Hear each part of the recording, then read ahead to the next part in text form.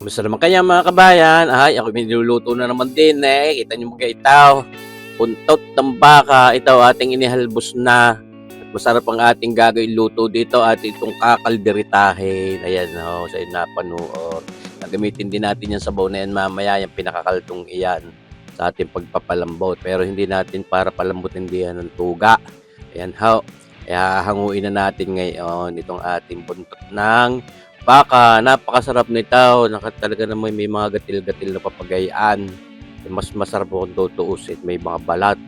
Ngayon tayo nagpakananan nitong ating pagkakaldereta. Pinainitan natin yung ating talyasing iyan. Tilagyan na natin ng margarine. Diyan tayo magsasangkot sa margarine iyan. Mga 2 kutsara. Yan ang sa inyong napapanuar mga kabayan. Ako, sabi ko kung masarap yung karne ng baka na kalderetahin ay subukan nyo din itong buntot at ito yung mga may mga gatil-gatil at mga balat ay masarap haw. Ayan, ating nilagay na itong ating bawang na ito at ating sasangkot siya, hindi yan. Yan haw. Siyempre, pagka sa mga ginasangkot siya, hindi pwede mawala itong sibuyas saka yung ating siling manghang na yan. Aba, kalderita eh. Oh, yan haw. Hindi naman ito marami yung ating buntot ng bakang iyon, kaya yung sibuyas eh sapat lang para diyan sa ating pagkakalderetang yan. 2 piraso lang ating ginamit diyan. Sapat na yawn, pwede na. Yan ha. Yung sili namang ngayon, mga 3 piraso muna. At ngayon ating inilagay na yung buntot ng bakang iyan. Sinuot ko muna sa frigidaire kaya medyo kumapapasin niya parang natulog ang sebo niyan. Yan ha. Ngayon ay di ating sasangkotsahin din muna yan papagayaan. Diyan sa ating talyasing yan mga kabayan. O di ba gahaw ay talaga namang para pwede na. Ay huwag natin itulaw. Ay huwag naman. Diyan makunat pa haw. Ay siyempre. Kaya ating kukulubin ng iyay lumambot. Ayan. Ay kita nyo magayaan. Talaga naman nag-aayayan. Sarap na yan. Sabi ko sa inyo. Kung inyong matitimusan lang. Aray. Ay sus marasiboy tawaray. Kanyo naman. Ayan haw. So yan ni ating mga palalambutin dahil kako yung ating kapaghalbos niya hindi naman talagang malambot para lang matanggal din natin yung mga impurities niyan yung lumabas kanina dun sa ating paghahalbos. Yan how ating sinasaboy-saboy ng karikit na tubig at nang hindi magtutok ang ilalim natuloy ang ating pagkukulob niyan para na sa gayon ay mapalambot natin. Yan how kailangan natin balik-balikin iyan.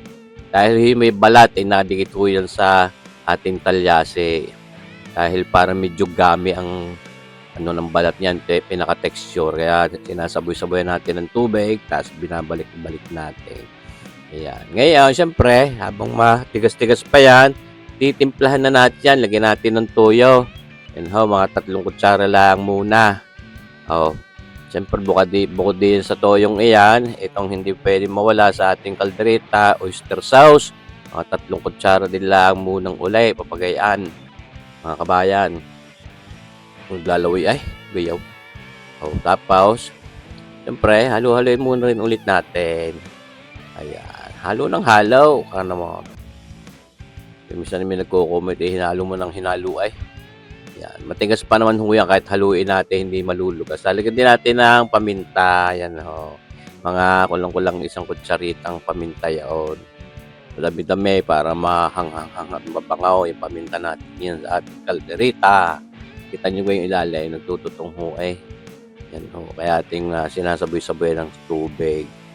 Yan. Ngayon, ito, lalong hindi pwede mawala itong Worcestershire sauce na yan. Yung nakikita, maglalagay din tayo diyan ng mga 3 kutsara. Yung kita nyo ba gaya. Yung ating mga pinaglalagay na pampalasang yan sigun sa gusto ng ating dila. Hanggat wala pa yung sa ating taste buds ay hindi pa na-achieve yung mismong lasa ng ating kaldereta. Pwede naman nating dagdagan kung ano yung hinahanap ng ating bibig na lasa.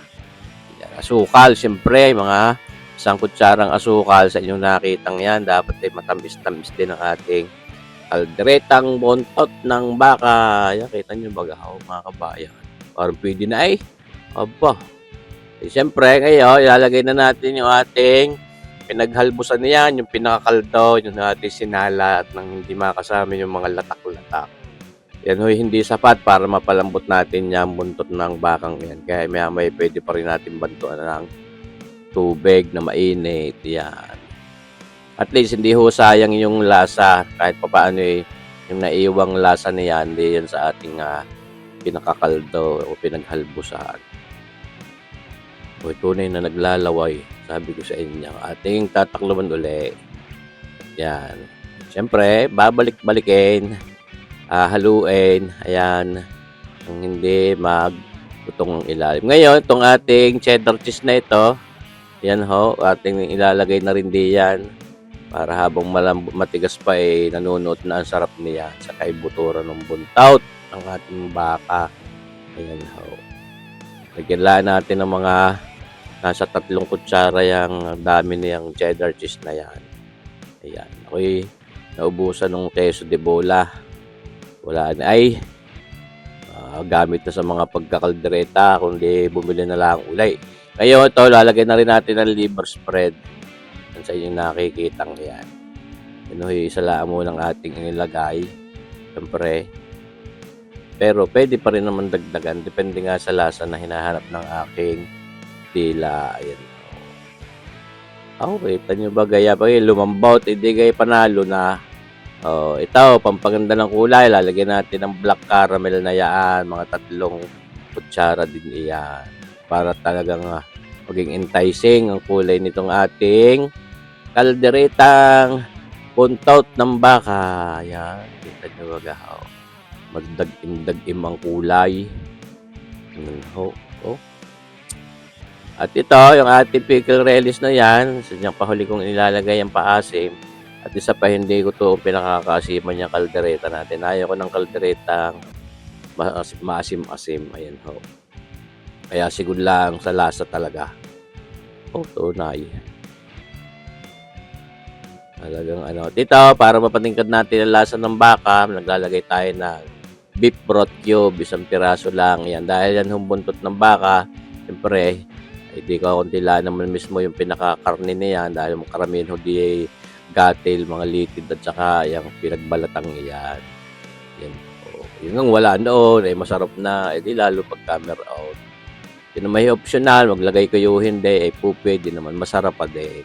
Pulaw, ba't na lumambawt? Yan, balik. Iyo, kita nyo matagal-tagal natin bago binalik.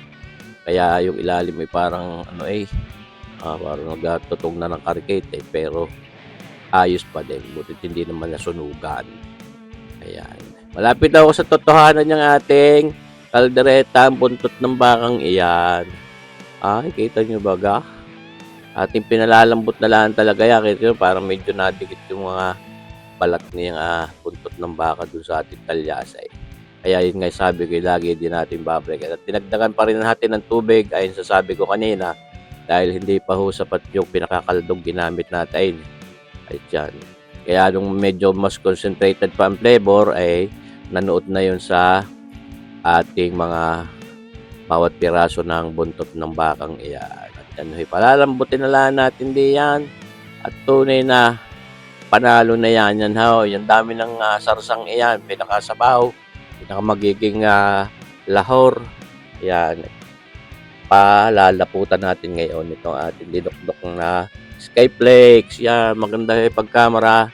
Masarsang ating kaldereta, malahor-lahor para may naihap na sa kanin. Sana nagustuhan nyo itong ating video ito mga kabayan at sana abangan nyo pa rin palagi ang ating mga susunod na videos. Mabuhay tayong lahat. God bless!